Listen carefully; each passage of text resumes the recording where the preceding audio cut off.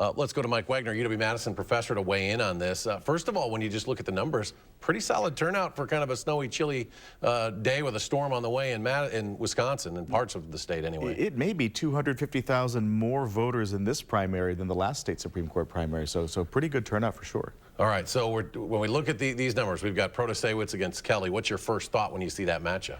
My first thought is that the last time Kelly was on the ballot, he won the primary by about 90,000 votes and then lost the general election by 150,000 votes.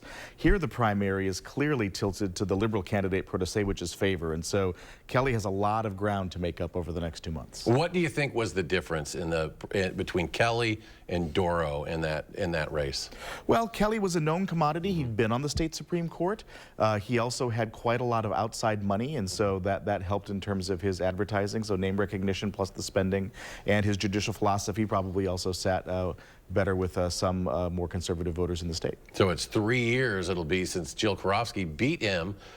What does he have to do maybe differently this time around to edge out Janet Protasewicz? He's got to make up quite a bit of votes in the suburbs, not just around Milwaukee, but around every kind of large and mid-sized city in the state. The Republican Party has been losing some voters there, and while this is a nonpartisan race, Kelly's the conservative candidate, Protasewicz is the liberal candidate, and he's got some ground to make up, especially in the suburbs, and he's going to need excellent turnout in rural Wisconsin. When we talk about turnout, and I just looked at the numbers, the two liberal candidates had about 60,000 more voters tonight, and yet I think the Doro-Kelly race was one that probably most people thought was going to be a tighter battle.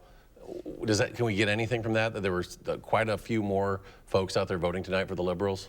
I think what we can take from it is that the Republican Party has some quick unifying to do, whereas the liberal candidates were really, I think, had more excitement amongst the voters. They see a real chance to change abortion law in Wisconsin. They see a chance to get redistricting reform. They see a chance to get voting rights voting rights decisions before the state Supreme Court. And they have their first chance in a couple of decades to really have a seismic shift on that court. They're a little more enthused right now. You just touched on why this race is so important with some of those issues.